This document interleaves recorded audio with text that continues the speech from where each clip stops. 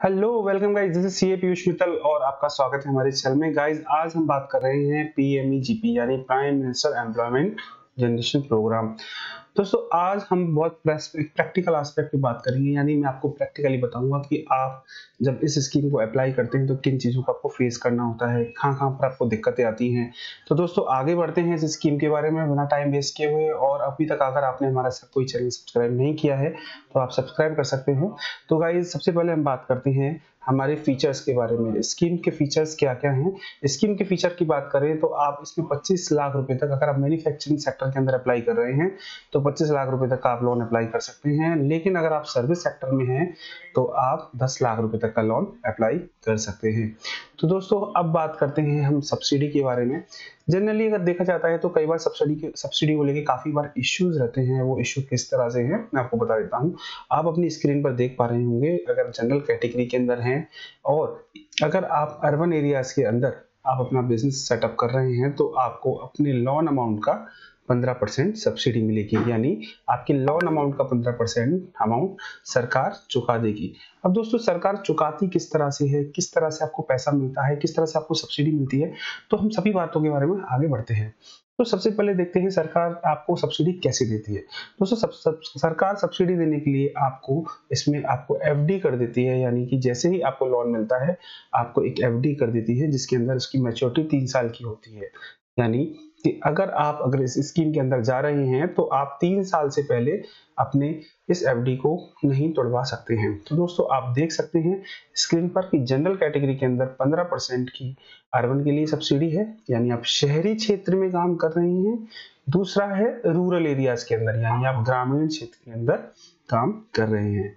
लेकिन सर दोस्तों अगर आप SC ST OBC minorities women ex serviceman physically handicap हैं तो ऐसे केस में आपको शहरी क्षेत्र में 25% की सब्सिडी मिलेगी, जबकि ग्रामीण क्षेत्रों में अगर आप वुमन हैं या ST SC OBC हैं तो ऐसे केस में आपको 35% की सब्सिडी आप क्लेम कर सकते हैं।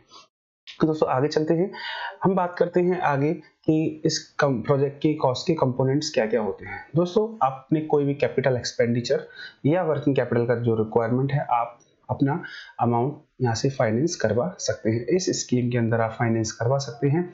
दोस्तों एक इंपॉर्टेंट चीज है कि बैंक जो फाइनेंस करेगा वर्किंग कैपिटल क्या होता है, यानी आपको जो रॉ मटेरियल रिक्वायरमेंट है या जो भी आपको पैसे अपने डेली की खर्चों के लिए रिक्वायरमेंट होंगे वो सिर्फ उसकी एक साइकिल ही फाइनेंस की जाएगी। अब दोस्तों एक साइकिल फाइनेंस क्या है मैं बता देता हूँ। इस तरह से है, मान लीजिए आप 1 महीने के अंदर अपना पूरा एक पैसे का रोटेशन घुमा लेते हैं, यानी कि आप पैसा लगाते हैं अपने लेनदारों से माल खरीदते हैं, यानी आप अपने सप्लायर से माल खरीदते हैं, माल खरीद के उसे बनाते हैं, बनाकर उसे बेचते हैं, बेचने के बाद उसका वापस से कलेक्शन करते हैं। तो दोस्तों इसको एक पूरी वर्किंग कैपिटल साइकिल बोला जाता है फाइनेंस के टर्म्स में। तो दोस्तों इस पूरी एक साइकिल के बराबर ही आपको वर्किंग कैपिटल का फाइनेंस किया जाता है। तो इसके लिए जरूरी है कि आप अपनी प्रोजेक्ट रिपोर्ट बहुत ध्यान से और अच्छे से बनाएं।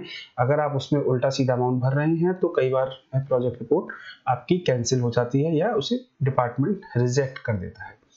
अब दोस्तों ये एप्लीकेशन लगाई किसके पास जाती है। ये एप्लीकेशन 2 डिपार्टमेंट्स हैं जो पूरे इंडिया के अंदर देखते हैं। पहला डिपार्टमेंट है DIC यानी डिस्ट्रिक्ट इंडस्ट्रियल सेंटर, यानी हर जिले के अंदर एक जिला उद्योग केंद्र होता है, या दूसरा है KBIC, उसके अंदर आप उसको अंदर अप्लाई कर सकते हैं।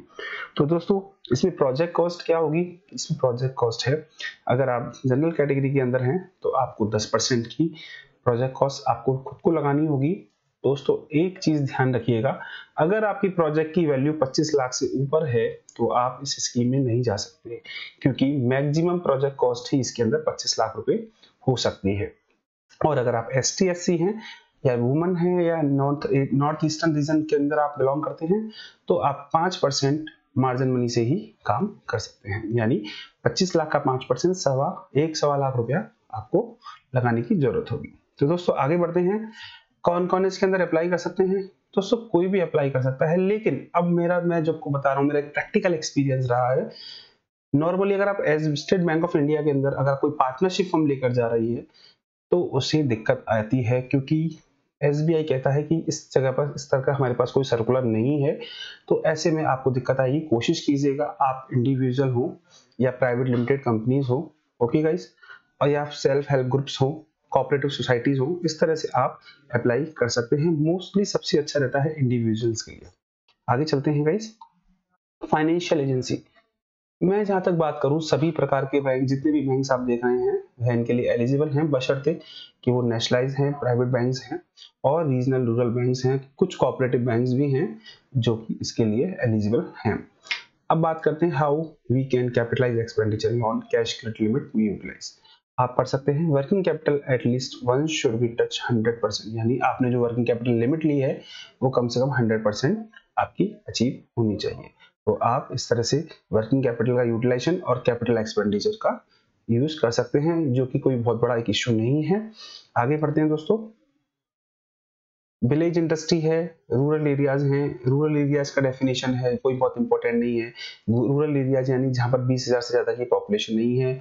विलेज इंडस्ट्री को क्या बताया है? विलेज इंडस्ट्री में बात की है कि जो भी ओनर है या आर्टिजन है, आर्टिजन कौन होता है? जिसको बोलते हैं कलाकार, यानी जो कुछ अच्छा हस्तशिल्पी होता है, तो उसके के लिए जो कैपिटल इन्वेस्टमेंट है, यानी उसके लूज टूल्स है, यानी उसके इक्विपमेंट्स हैं, उनकी कॉस्ट वर्कर के केस में 1 लाख, और यानी कि प्लेन एरिया यानी जमीनी क्षेत्र है, समतल एरिया है, यानी जहाँ पर गांव है, वहाँ कोई हिली एरिया नहीं है, पहाड़ी एरिया नहीं है, तो 1 लाख रुपए तक के इक्विपमेंट के केस के अंदर आपको इसको कैपिटल इन्वेस्टमेंट माना जाता है या उसको विलेज इंडस्ट्री माना जाएगा। दूसरा, आगे बात करते हैं हम, अगर वह हिली एरियाज के अंदर काम कर रहा है, यानी पहाड़ी क्षेत्रों में काम कर रहा है, तो उसकी जो कैपिटल इन्वेस्टमेंट कॉस्ट है वो 1.5 लाख तक के केस में उसे विलेज इंडस्ट्री माना जाएगा। जबकि आपकी कोई भी आइलैंड है, लक्षद्वीप है, यानी अंडमान और निकोबार जो भी द्वीप हैं, उसके केस में 4.5 लाख तक का जो कैपिटल इन्वेस्टमेंट है उसे विलेज इंडस्ट्री माना जाएगा। ठीक है दोस्तों, आगे चलते हैं हम। अगला बात करते हैं हम एज लिमिट। 18 साल से ऊपर का कोई भी व्यक्ति इसके अंदर अप्लाई कर सकता है। और हम बात करें मेन क्राइटेरिया प्रोजेक्ट की, तो इसमें हम बात करते हैं it should fulfil the criteria of rural area for rural area project पर capital investment on contribution negative list और the unit should be the new one. दोस्तों बहुत इंपॉर्टेंट चीज, मैं एक बहुत प्रैक्टिकल एग्जांपल आपको बताने जाऊंगा। एक मेरे ही मित्र थे जिन्होंने इस स्कीम के अंदर अप्लाई किया। उनकी यूनिट काफी पुरानी थी, यानी 2-3 साल पुरानी थी। उनका बाकायदा चालू खाता खुला हुआ था। उन्होंने उस ही बैंक अकाउंट के अंदर पीएमईजीपी को अप्लाई किया। दोस्तों उनकी फाइल को बैंक ने रिजेक्ट कर दिया, यह कहकर कि आप पुरानी यूनिट हैं, आपको इस स्कीम में आप एलिजिबल नहीं हैं। तो दोस्तों पुरानी स्कीम में आप नहीं लगाकर बिल्कुल नई स्कीम यानी नई बिजनेस के लिए ही अप्लाई करें। अगर आप अपने पुराने बैंक खाता है यानी जहां पर आपका चालू खाता है और आप उसी पुरानी फॉर्म से अप्लाई करेंगे, तो हो सकता है कि वह आपकी एप्लीकेशन उसको रिजेक्ट कर दिया जाए। ओके गाइस, आगे चलते हैं। EDP training. दोस्तों ईडीपी ट्रेनिंग बिल्कुल कंपलसरी है। 10 दिन की ईडीपी ट्रेनिंग होती है, जिसमें आपकी जो प्रोजेक्ट कॉस्ट है अगर 5 लाख से ज्यादा की है। और दोस्तों अगर 6 वर्किंग डेज के अंदर आपको ये ट्रेनिंग पूरी करनी होती है। ये आपको कैसे मिलेगी? जब हम अप्लाई करते हैं तो वहां पर आपको ऑप्शन चूज करना होता है ऑनलाइन या ऑफलाइन। ऑनलाइन ऑफलाइन के थ्रू आप ईडीपी ट्रेनिंग को सेलेक्ट कर सकते हैं। एक इंपॉर्टेंट चीज और है कि अगर आप अपनी ट्रेनिंग के लिए चाहे तो उसे लोन को अप्रूव होने से पहले या लोन के अप्रूव होने के बाद में भी आप अप्लाई कर सकते हैं। Collateral security is mandatory. अब आपको इस पे बात करते हैं कि इसके अंदर सिक्योरिटी का क्या रीजन रहेगा। दोस्तों अगर हम बात करें, आपको पता है आरबीआई की नॉर्म्स हैं कि 10 लाख तक के लोन के लिए किसी भी तरह की कोलेटरल सिक्योरिटी कोई भी बैंक, चाहे वो प्राइवेट बैंक हो चाहे नेशनलाइज बैंक हो, वो नहीं रख सकता है। तो दोस्तों ऐसे केस में अगर आपका प्रोजेक्ट का कॉस्ट यानी आप जो लोन अप्लाई कर रहे हैं वह 10 लाख रुपए तक का है, तो आपको किसी भी तरह की कोई भी आपको सिक्योरिटी कोलेटरल नहीं रखनी है। लेकिन अगर आप 10 लाख से ऊपर की कोई भी अपना कोई लोन अप्लाई करेंगे तो बैंक आपसे कोलेटरल सिक्योरिटी ले सकता है। हम पढ़ भी लेते हैं।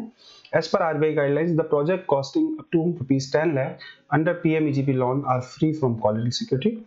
जबकि आपको अगर उसके ऊपर जाएंगे तो बैंक हो सकता है सीजीटी एमसी कवरेज भी दे दे। और सीजीटी आप अगर बैंक लगता है कि आपको लोन देना थोड़ा रिस्की है, तो वो आपसे कोई प्रॉपर्टी कोलेटरल सिक्योरिटी या एफडी भी मांग सकता है। आगे चलते हैं दोस्तों। Definition of family, husband and spouse, इसके ही फैमिली की डेफिनेशन माना गया है। दोस्तों मैं आपको कुछ अच्छी अच्छी चीजें बताता हूँ। जब आप अप्लाई करते हैं तो उसके अंदर स्कोर कार्ड भी मांगा जाता है। स्कोर कार्ड में फैमिली का ऑप्शन आता है कि आपके फैमिली में मेंबर कितने हैं, इसलिए यहाँ पर हमने फैमिली के बारे में बात की है। तो फैमिली में यानी कि आपकी फैमिली की मतलब है आपके हस्बैंड और स्पाउस की काउंट किया जाएगा। Unit can be set up in urban area, yes बिल्कुल, आप अपने शहरी क्षेत्रों के अंदर भी आप यूनिट को अप्लाई कर सकते हैं। एग्जिस्टिंग यूनिट, मैंने पहले भी बताया था कि आप पुरानी यूनिट इसके अंदर अप्लाई नहीं कर सकती है। ओके गाइस, अब बात करते हैं मॉडल प्रोजेक्ट। आप दोस्तों मॉडल प्रोजेक्ट यानी आप अपने प्रोजेक्ट रिपोर्ट बनाना चाहते हैं, आपको सैंपल प्रोजेक्ट इस आप वेबसाइट पे जाकर भी बना सकते हैं, यानी kvic.org.in आपको काफी सारी सैंपल रिपोर्ट्स मिल जाएंगी, आप वहां से बना सकते हैं। लेकिन दोस्तों मेन दिक्कत होती है कि उनको कॉपी करना मुश्किल होता है, क्योंकि आपका प्रोजेक्ट आप अपने हिसाब से बनाते हैं, जबकि उसके अंदर मशीन की कॉस्ट क्या होगी, किस तरह से होगी। तो दोस्तों अपने किसी एक्सपर्ट की राय लेकर ही अपनी प्रोजेक्ट कॉस्ट को बनवाएं। बाकी हाँ, आप ये है कि थ्योरी बेस यानी जो प्रोजेक्ट की फाइनेंशियल पर्सपेक्टिव है, आपके टेक्निकल पर्सपेक्टिव है, फाइनेंशियल फिजिबिलिटीज हैं, वो आप वहां से उठा सकते हैं। Training centres are available to undertake EDP. दोस्तों टोटल मिला के 582 ट्रेनिंग सेंटर्स हैं पूरे भारत के अंदर, जो कि आपको इसकी ट्रेनिंग्स करवाते हैं। तो आप इसकी वेबसाइट से आप अप्लाई कर सकते हैं। लॉगिन पीरियड मैंने बताया था 3 साल तक आपको अपनी एफडी मैच्योर नहीं करवा सकते, यानी आप अपने 3 साल से पहले एफडी को नहीं तोड़वा सकते हैं। ये एफडी के बाद मैं क्यों कर रहा हूँ, सब्सिडी एफडी फॉर्म में ही आनी है, यानी बैंक को इस पर कोई ब्याज भी नहीं देती है। ध्यान रखिएगा दोस्तों, क्या करती है बैंक, जिस दिन आपके लिए आपको लोन सैंक्शन करेगी उस दिन डिपार्टमेंट को आगे अप्लाई कर दिया जाता है। ये हमने पीएमजीपी में लोन दे दिया है। Project can be finance jointly from 2 different sources, no it's not eligible. That's mean अगर आप 2 अलग अलग बैंकों से अगर कंसोर्टियम फाइनेंस की बात करें तो कंसोर्टियम फाइनेंस आप अप्लाई नहीं कर सकते हैं। ओके गाइस, आगे चलते हैं। ऑन कंट्रीब्यूशन कितना रहेगा, मैंने पहले भी बता दिया है आपको।